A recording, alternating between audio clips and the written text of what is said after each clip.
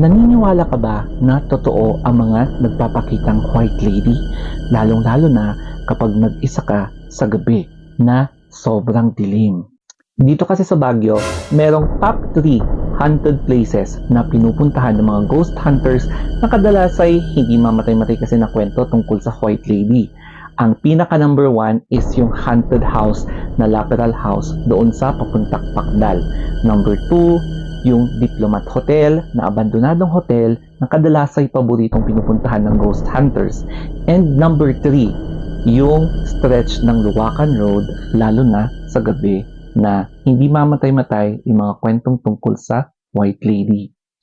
Kaya ngayong Halloween, eto na, ang mga spooky or haunted stories na mai-share ko sa inyo na kwento dito sa Baguio. So, it's okay kung maniwala ka or hindi, pero hindi mamatay-matay ang mga kwento ng mga